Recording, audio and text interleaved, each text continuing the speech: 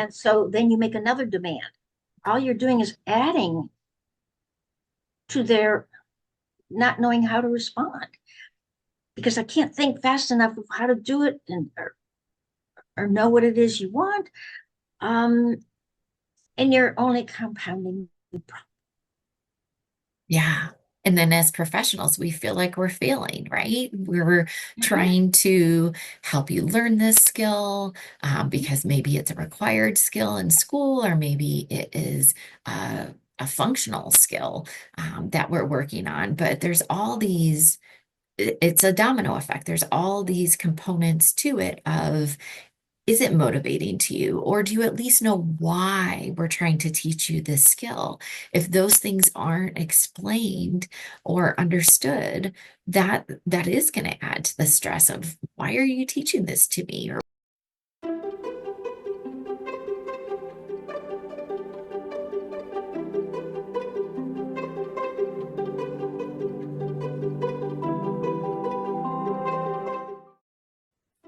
hi, I'm Staci Neustadt. I am a speech language pathologist and the CEO at Making Sense of Autism, and I'm a student of Susan. And I'm Susan Golubock. I am a now retired occupational therapist who has worked many, many years after I discovered even my own autism with other autistic individuals. I founded Making Sense of Autism because of my passion to not only understand my brain and how it worked differently, but to try to explain what I've learned to other people so that they're more understanding and therefore more accepting and more accommodating to autistic individuals. So, our goal is to help you provide the right support without trying to fix autism, but by understanding it. So, whether you're a parent, teacher, therapist, or just someone who wants to learn, you're in the right place. Be sure to subscribe and join us every week. We talk about a new topic. Thanks so much for joining us again today. We talk every week on a new topic that hopefully either you experience and have questions on, and we give you solutions, or maybe it's a question you didn't even think of. And as we talk about it, it kind of brings some questions to your mind. And so if you have a question you want us to talk about, please reach out, put it in the comments, send us an email. We're always looking for new things to talk about and answer. But this week, I want to discuss something that most parents and professionals won't say out loud, but definitely think about. And maybe it's just this feeling in your gut or a frustration you're having. But oftentimes, we're taught all these strategies, usually by non-autistic individuals. A lot of the strategies and theories we're taught are by non-autistics or neurotypicals. And sometimes with some of our clients and students and children, they're just not working. Or maybe they work for a little bit, but then they don't really work. And they're still not, the individual is still not learning the skill because the strategy is just compliance or performance. So when I think about these things, the first thing that comes to my mind are like first then words. First you work, then you get the iPad, or token systems. If you give 5 stars, then you earn candy or the computer. It's those rewards and consequences. And when they don't work, the message that we tell ourselves is, oh, we just have to be more consistent, or we have to raise the expectation, or we just have to stick with it longer. But what if the problem isn't our follow through? What if the strategy itself doesn't match how the autistic brain works? So, Susan, from the autistic perspective, why do strategies like first then and token rewards and compliance-based system, why do those fall apart? Because the autistic brain hyper focuses. That's how we function. We we take in such a wealth of information that we are overwhelmed, so we have to exclude everything except that. Now, you offer a reward, that's all I'm focused on. I don't pay the least bit of attention to what it is I'm learning. I only do what I need to do to earn the reward. So you wonder why I don't use what I learned? Well, I don't see any relevance to it. You didn't focus on what I was learning. You merely focused on, if I get through it, I get a reward. So I'm already in survival because that's the way to function when people have expectations I can't always meet. I'm always in survival mode. So, which means I do the least I can do to save my energy, because it's hard work to have to think about through everything I'm doing and why I'm doing it and what I'm doing. That it's just a whole lot easier if I just do what you ask me to do. But then I'm becoming very dependent on you to tell me what to do, when to Yes. do it, how to do it.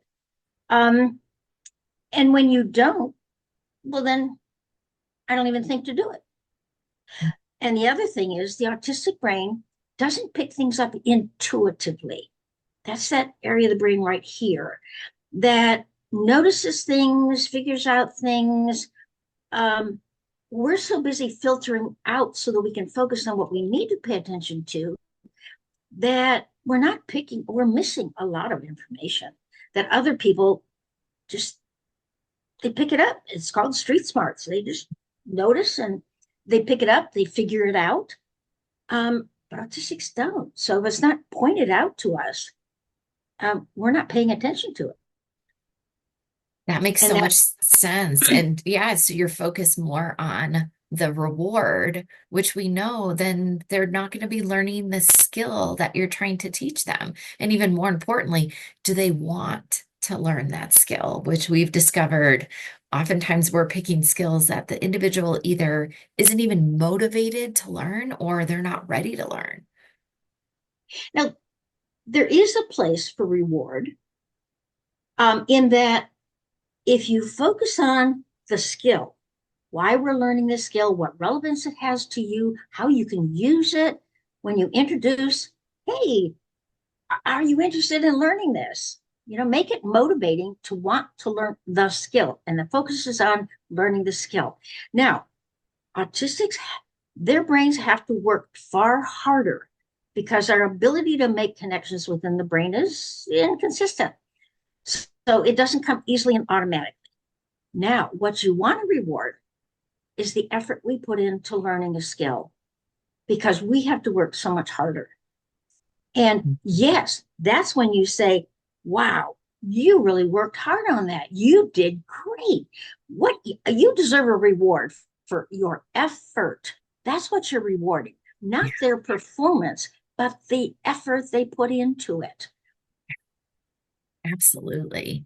And never making them earn sensory or breaks, right? Like that is a need. I love that idea of it's not based on you're complying with me. It's based on, wow, you worked really hard on this Mhm. activity. And I think that's super important. And I And love that's how where oh, go ahead. I was going to say, you can give them the choice of first then, but Yeah. give them a choice.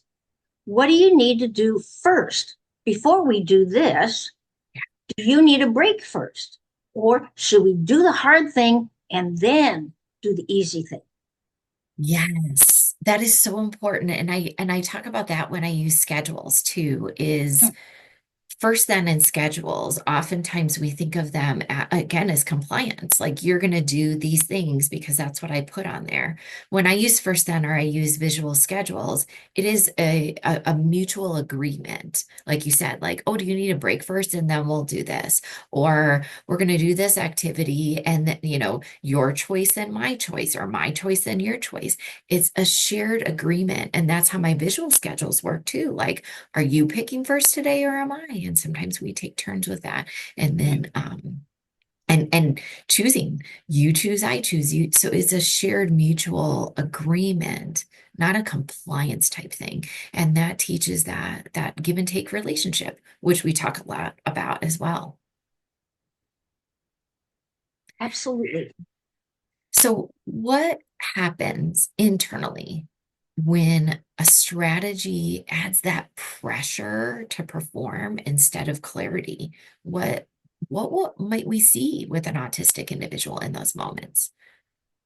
Anxiety, signs of anxiety, stimming, um, uh, avoidance, anything is like, I don't, or you may just see a blank stare, like my brain just can't process what you're talking about. I don't know. And yet, each one of those responses is oftentimes going to get a negative response from you, which only heightens the anxiety and avoidance and feeling overwhelmed. Um, it's a vicious cycle. So Yeah. you have to be aware of how you are responding uh, instead of looking at their response as a form of communication that says, I'm not ready. Um, I don't understand. I, uh, I need further help or support, or I need a break. Um, Instead of looking at it, you look at it as resistance. Yeah, absolutely. And so then you make another demand. All you're doing is adding to their not knowing how to respond because I can't think fast enough of how to do it and or know what it is you want. Um, and you're only compounding the problem. Yeah. And then as professionals, we feel like we're failing, right? We're Mhm, trying to help you learn this skill because maybe it's a required skill in school, or maybe it is a functional skill that we're working on. But there's all these, it's a domino effect. There's all these components to it of, is it motivating to you? Or do you at least know why we're trying to teach you this skill? If those things aren't explained or understood, that is going to add to the stress of, why are you teaching this to me? Or why do I have to learn this? And then we feel frustrated when we're trying to use the strategies we think are going to work, but they're not working. All of this is kind of, oh, go ahead. I was going to say the simplest response to make when you see a response that is not one you expect or are looking for is to stop and Yes. say, "Oh, I see a problem," or uh, "Oh, I think you're trying to tell me something that I didn't get. Let's," but to shift the focus to understanding, being curious about why they responded the way they did, instead of being judgmental and assuming that um, they're being non-compliant, and therefore it's an assault against you, and you're taking it personally. Yeah. But shift your focus to them and think, "Oh, what's going on? That wasn't the response I was expecting. Let's Yes. talk about it, or let's look into it." And that strategy is so simple. You don't need, a long training. You don't need you don't really need anything else. You just need to pause and say, oh, we have a problem. You haven't started yet. Is it too hard? Do you have a question? Do you need an example? I see you're starting to get loud, or I see you're trying to self-regulate, aka stimming. Is this too hard? So it's such a simple language to use, but that mindset shift is so hard because our biases of, oh, you need to comply, or you need to do this because we're working on this, is so deep. And so that's part of that mindset shift we're trying to share with everyone. And this is exactly what we'll be talking about in our workshop next week, because if we can help you see those signals of, uh-oh, we have a problem, and be more mindful of those signals. And then what do I do next? And then how do I support them? So there's three components of there: seeing the signals, offering support, but or seeing that there is a problem and seeing what the problem is, then offering the right support, then you aren't going to see that behavior because that person is going to feel seen and understood. I think the biggest underlying issue with parents and professionals is that they have an agenda. Yeah. And so that's in the back of their mind, like it's important. We need to get this because we've got this to do, blah, blah, blah, blah, blah. Um, and then all of a sudden things aren't working. And they think, oh, if I take the time to deal with this, then we're not accomplishing the goals that we have set out. But consider all you're doing is shifting to a different goal, helping that individual recognize, problem solve, that when things aren't going quite right, they have the right to say so and to talk about and seek help from other people. Why do you think autistics never seek help? When they do what they can do by themselves, but they never seek help, is because um, we're not getting your attention to what we need in the way of help. You just make up your mind ahead of time what help we need, and you offer it. And if that's not the right thing, then you're frustrated. Um, it's all a matter of stepping back from thinking about what if you don't accomplish that goal that day?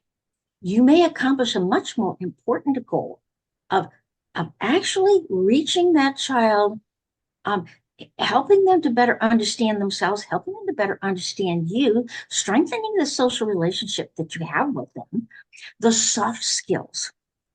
And that's what you're teaching then are the soft skills that autistics so desperately need. And those are far more important as far as autistics are concerned than the hard skills. They're so much more important. And when you teach those skills, you can start working on those other ones because then they have the self-advocacy language of show me, give me an example. I need a break first before I do this. I'm overwhelmed. They learn all that language, whether verbally or non-verbally, and then you can provide the support so they are ready to learn the skill or the concept that they need to be learning in Right? school or whatnot. So, oh, that's such powerful information. And so if you are feeling like this and this resonates with you today, please sign up for our workshop on January 26th. It will be recorded, but we'd love for you to show up live because if you show up live, you can ask Susan any of your burning questions you have on your child, your client, your student. This is open to professionals and to parents because this is such a mindset shift. And so we love when both parents and professionals come together because we're all making this shift. We're all relearning and unlearning. So please come join us. And as we said, if you have a burning question or a topic you want to understand better from the autistic point of view, put in the comments or send us an email. All right. Thank you so much, Sue. Thank you, Staci.